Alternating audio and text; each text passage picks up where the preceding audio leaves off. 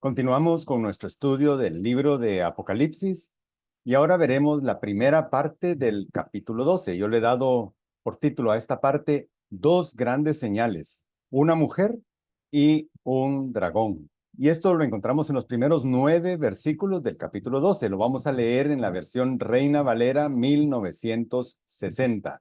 Y dice así: Apareció en el cielo una gran señal, una mujer vestida del sol, con la luna debajo de sus pies y sobre su cabeza una corona de 12 estrellas.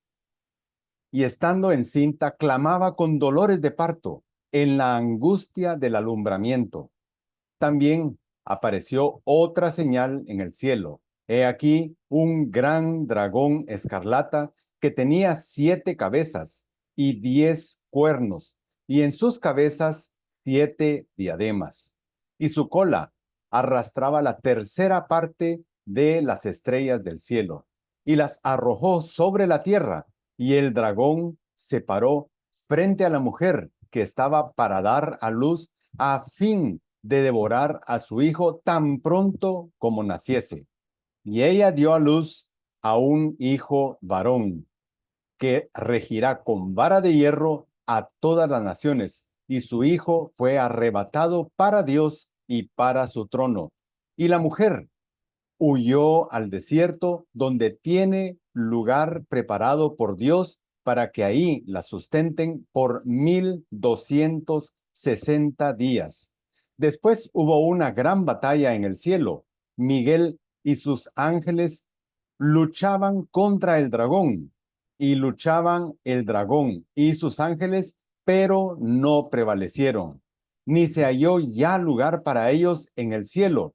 Y fue lanzado fuera el dragón, la serpiente antigua, que se llama Diablo y Satanás, el cual engaña al mundo entero. Fue arrojado a la tierra y sus ángeles fueron arrojados con él. Recordemos que la Biblia nos revela que la iglesia será raptada antes de la semana 70. Por eso no debe sorprender que mucho del Apocalipsis hable de Israel. Israel, y no la iglesia, tendrá un protagonismo clave en todo ese tiempo. Mientras ocurre eso, la iglesia estará ya con Cristo. En este capítulo 12, nuevamente se abre un paréntesis en la narración cronológica que había estado haciendo Juan.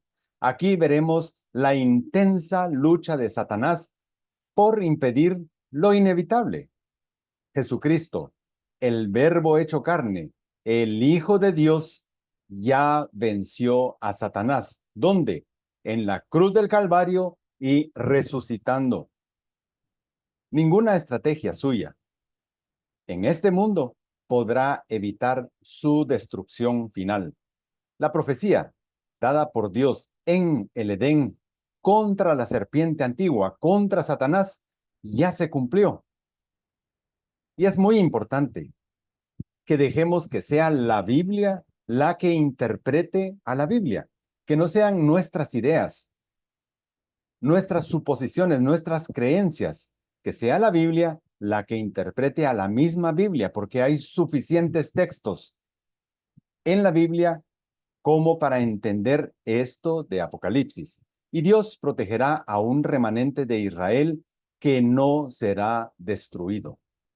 Dice el versículo 1: apareció en el cielo una gran señal, una mujer vestida del sol, con la luna debajo de sus pies y sobre su cabeza una corona de 12 estrellas. Para interpretar este texto debemos identificar quién es esa mujer. Para eso es muy importante lo que dice el texto anterior y el texto posterior, o sea, el contexto textual. En el contexto hay 3 personajes: un dragón, un hijo varón y una mujer. Un dragón escarlata es lo que menciona este pasaje. Es Satanás. ¿Y cómo lo sabemos? Porque un poco más adelante en Apocalipsis 12:9 y 22 lo identifican claramente. Luego tenemos un hijo varón, que es Jesucristo, porque si nos vamos un poco más adelante también, en Apocalipsis 12:5, vincula a este hijo con el Salmo 2, versículos 7 al 9, que es definitivamente un salmo mesiánico.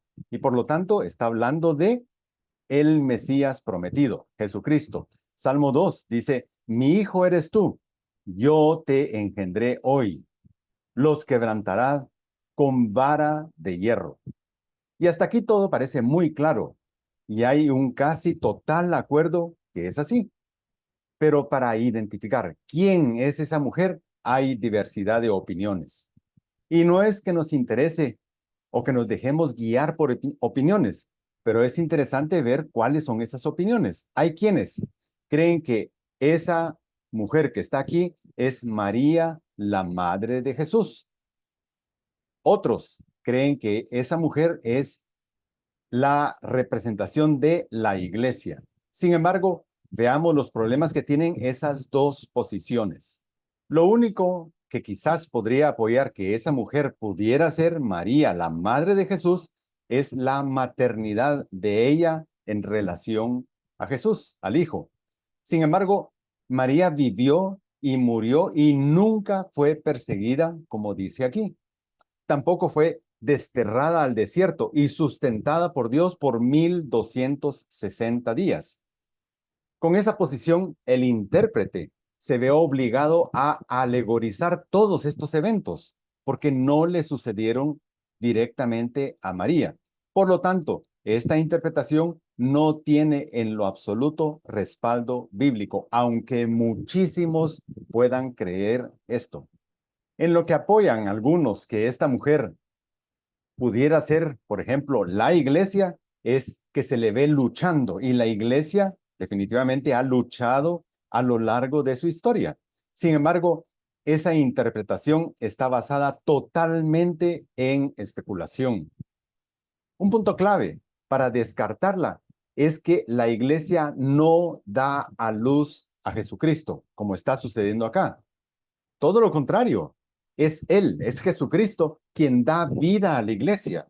Y no solo le da vida, la fundamenta y la lidera. Entonces, no puede ser. Es una interpretación que espiritualiza el texto y al hacer eso, lo saca totalmente de contexto. Entonces, la pregunta sigue en pie. ¿Quién entonces realmente es esa mujer? Una tercera posibilidad, y que es la más probable, es que esa mujer represente o simbolice a Israel. Si ese es el caso, ¿qué respaldo bíblico tiene? ¿Y qué nos dice el contexto en ese sentido? Por ejemplo, Apocalipsis, desde el capítulo 11 hasta el capítulo 14, habla de muchos temas que tienen relación directa con Israel. Habla de Jerusalén, habla del templo, habla del arca, habla de su tribulación y de su salvación. Además, tenemos que recordar que para ese entonces la iglesia no está transitando por estos eventos. Por otro lado, el sol, la luna y las estrellas identifican a Israel. Por ejemplo, en los sueños de José. Si nos vamos a Génesis 37:9, dice, he aquí que he soñado otro sueño. Y he aquí que el sol y la luna y 11 estrellas se inclinan a mí. Por supuesto, quien está hablando ahí es José, la 12ª estrella. Aquí se presenta una mujer vestida con el sol, con la luna debajo de sus pies y sobre su cabeza una corona de 12 estrellas, tal como lo soñó José, representando a la nación de Israel que estaba por entrar a Egipto. Las tribus de Israel son 12, como dice Génesis 35, 22 al 26 y Apocalipsis 7, 1 al 12. Si se compara Miqueas, por ejemplo, Miqueas 5, 2 y 3 con Apocalipsis 12, veremos que la mujer es Israel. Yo les recomendaría, vayan a todos estos textos, léanlo por ustedes mismos en varias versiones y van a encontrar la correlación con este texto que estamos estudiando. Pablo, en Romanos 9, versículos 3 al 5, afirma que Cristo vino de Israel, según la carne. Además, a Daniel se le dice que la profecía es sobre su pueblo y sobre su santa ciudad. Ahí está hablándole a un judío y por lo tanto que la profecía tiene relación directa con Israel. Todo eso va aclarando. Daniel 9, 24 a 27 y Daniel 12, 1 al 13 dicen en un pequeño fragmento, 70 semanas están determinadas sobre tu pueblo y sobre tu santa ciudad. Usamos bastante tiempo para identificar bien a estos tres personajes, pero es muy importante. Es necesario para que la interpretación tenga una base firme. Dice el versículo 2, y estando encinta, clamaba con dolores de parto en la angustia del alumbramiento. Esa mujer, que ahora ya la identificamos como Israel, estaba ya al final del embarazo y a punto de dar a luz.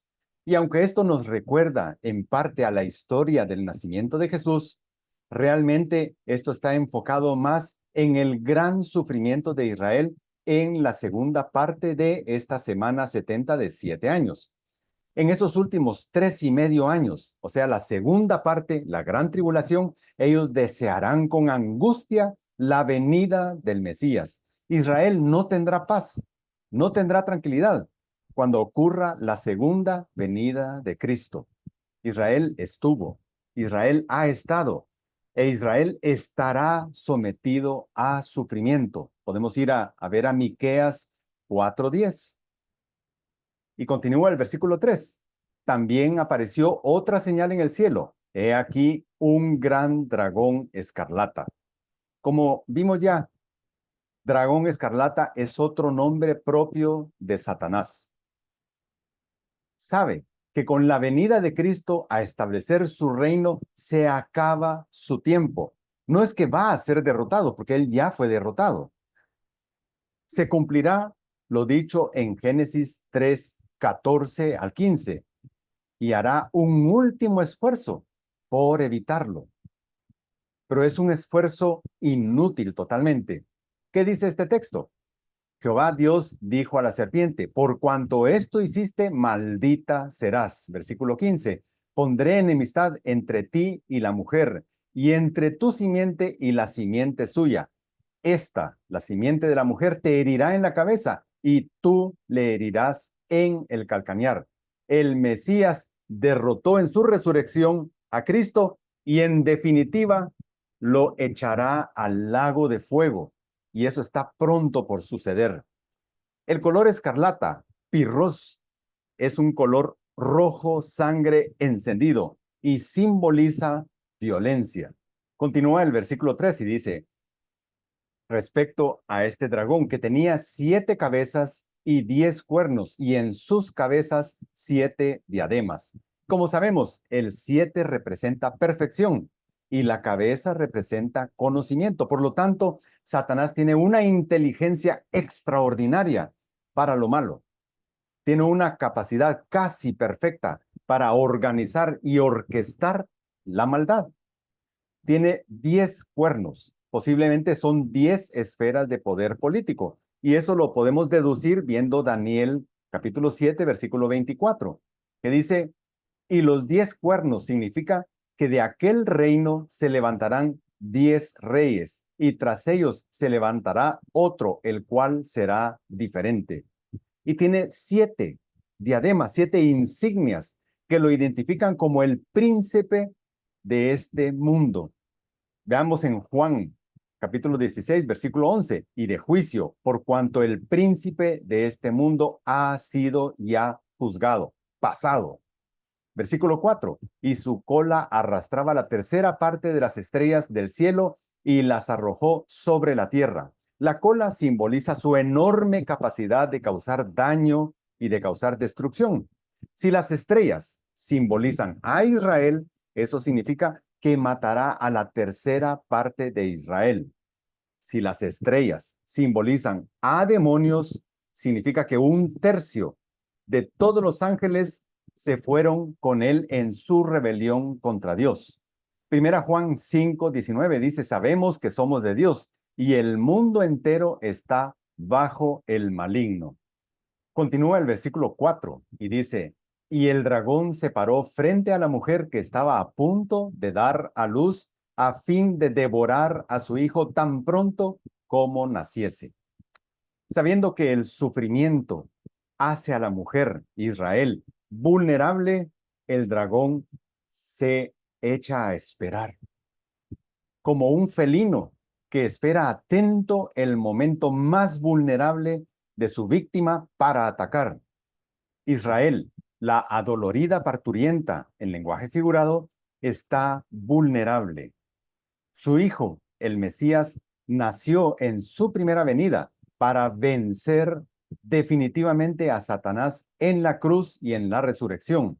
Zacarías 4, versículos 1 al 4 dice claramente que Cristo, así como vino una vez, volverá a venir y regresará al monte de los olivos. Y es esclarecedora la crueldad de la escena porque muestra cómo es el carácter de Satanás. Esa crueldad, por ejemplo, mostró al usar a Herodes el Grande para matar a los niños de Belén. Desde Edén hasta hoy, Satanás busca destruir la simiente de la mujer. Gálatas 3:16 dice, ahora bien, a Abraham fueron hechas las promesas y a su simiente, no dice y a las simientes, como si hubiese o hablase de muchos, sino como de uno, y a tu simiente, la cual es Cristo. Gálatas 3:16. Satanás conoce sus límites y sabe que no puede vencer directamente a Dios, pero conoce bien la revelación y sabe que el Mesías procede de Israel. Por eso, a lo largo de la historia, trató de impedirlo, sin lograrlo. Primera Pedro 5:9 dice, el diablo como león rugiente anda alrededor buscando a quien devorar. El versículo 5 dice, y ella dio a luz un hijo varón que regirá con vara de hierro a todas las naciones. Su hijo fue arrebatado para Dios y para su trono. El texto identifica al hijo varón con Cristo, pero se salta este texto todo el ministerio de Cristo en su primera venida. Va de nacimiento a ascensión, directamente. Miqueas 5:2 dice, Belén Efrata, pequeña para estar entre las familias de Judá. De ti me saldrá el que será Señor en Israel. Y continúa Marcos 16:19. Y el Señor, después que les habló, fue recibido arriba en el cielo y se sentó a la diestra de Dios. Vemos que el texto entonces resume muy brevemente la venida de Cristo a este mundo para salvación y vencer a Satanás y su ascensión al trono. El texto está hablando del verbo hecho carne que establecerá su reino. La segunda persona de la Trinidad, el Verbo eterno, es anterior a todo lo creado. Sin embargo, Jesús nació por obra del Espíritu Santo de una israelita, de María. Que Jesucristo sea 100% Dios y 100% hombre se llama unión hipostática. Dar a luz en lenguaje figurado significa que procede o que viene de esa nación, oriundo de esa nación, podríamos decir. Romanos 9:4 y 5 dice, israelitas, de los cuales son el pacto, la ley, y de los cuales, según la carne, vino Cristo, el cual es Dios sobre todas las cosas, bendito por los siglos. Amén. Salmo 2:7 al 9 dice, Jehová me ha dicho, mi hijo eres tú, yo te engendré hoy. Pídeme y te daré por herencia las naciones, y como posesión tuya los confines de la tierra. Los quebrantarás con vara de hierro, como vasija de alfarero, los desmenuzarás. Cristo es el hijo de David, proféticamente hablando. Lucas 1:32-33 dice, este será grande y será llamado Hijo del Altísimo, y el Señor Dios le dará el trono de David su padre, y reinará sobre la casa de Jacob para siempre, y su reino no tendrá Fin.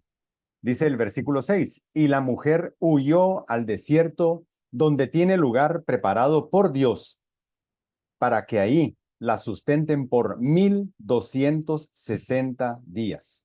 En la concepción hebrea, un desierto no es lo mismo que para nosotros, un lugar arenoso, sino que es un lugar apartado donde hay muy poca población.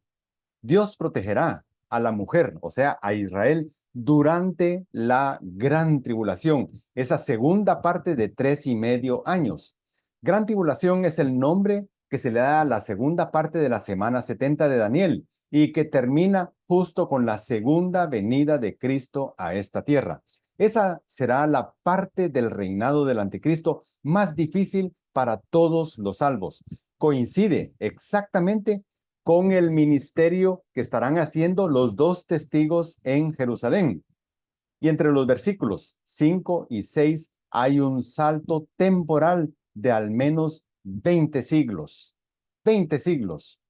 Desierto, en el concepto hebreo, es un lugar poco poblado y de bajo perfil. Ahí es donde va a esconder y proteger a Israel Dios.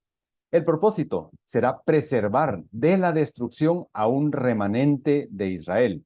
No es una estrategia pensada y planeada por Israel, sino que viene de Dios en momentos angustiosos. Salmo 23 dice muy claramente, Jehová es mi pastor, nada me faltará.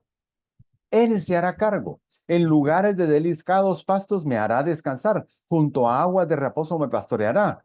Aunque ande en valle de sombra de muerte, no temeré mal alguno, porque tú estarás conmigo. Tu vara y tu cayado me infundirán aliento. Aderezas mesa delante de mí en presencia de mis angustiadores.